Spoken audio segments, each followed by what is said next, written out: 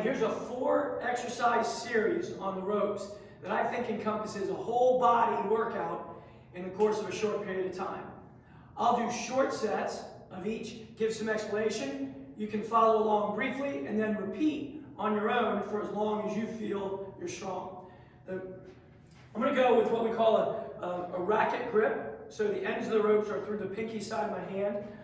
I'm going to get into a small squat, a little bit of tension on the rope. So you notice I only have the back quarter of the rope up in the air. I'm going to start flicking. So the wrists flicking in and out, simulating some abduction and adduction horizontally, but also some internal and external rotation blended in there. That flick of the wrist is important. Some of you might be able to flick one over the top. With the ropes, remember, we're always looking for waves. We got to switch high hand once in a while. And as you get fatigued, I go back to not crossing over. Keep a good speed, keep a hardy stance, shoulders back, in the hips, and rest. Take that, we'll call that 30 seconds. Back to the posterior chain of my body really gets fired up. Grip and shoulders wide awake. I'm going to change my grip to a bottle grip. Now the end of the rope's through my thumbs. Again, still a moderate tension on the rope. Back quarter of the rope up and out, off the floor. And I start opposing circles. Here I'm going to vary my stance so that I can promote a little rotation into the system, but not have to be active yet. So now there's a lot more work on my front leg, smooth circles, emphasize the pull part up top. We got to give equal justice to the other leg. Eyes straight ahead, and relax.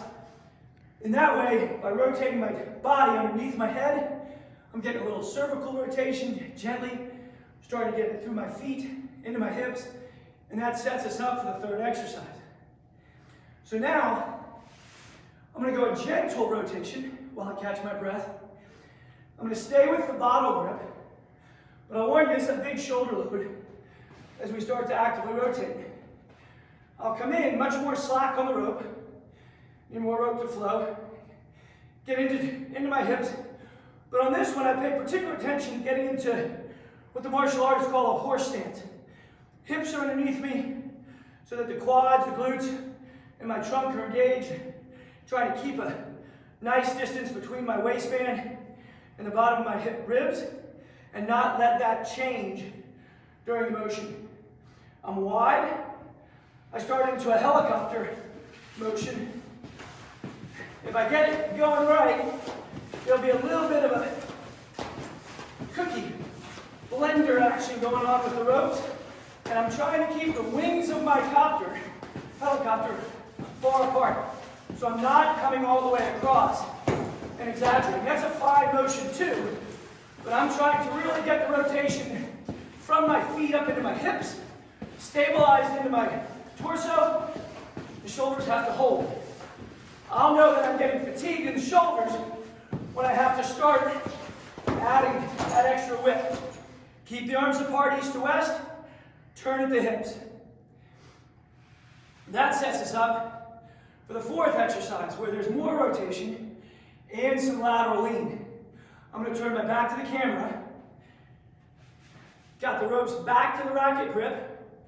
A little bit of slack again. I'm here. I'm going to come up over the top. Slam the rope on the side.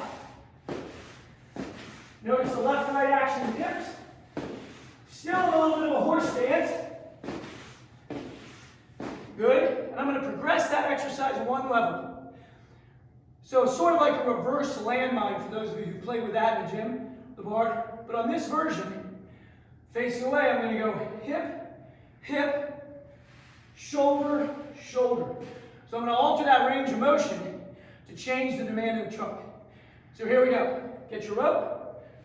Hip, hip, shoulder, shoulder. Hip, hip, shoulder, shoulder. Hip, hip, shoulder, shoulder. One more time. And relax. So in the course of those four sets, I've gotten multi-planar demand, plenty of work through the legs and hip, no up and down, not a lot of up and down action in the hip, though I've started that with some of them. Use it as a warm-up, use it as a finisher metabolically with no rest in between. Most importantly, use it. The ropes are a great tool because there's no major eccentric load, not a lot of soreness, not a lot of stiffness, lots of mid-range work with speed. If 2 ropes is heavy for you, go to a single rope in the grips and modify in that regard. Or you can shorten up the grip on the rope a little bit. If you do that, just be careful because this swings underneath you. So you might be better off to stay at full length and just keep smaller patterns as opposed to going to that slacking technique. So the ropes, a great tool, I feel can be used every day, those exercises and lots of others.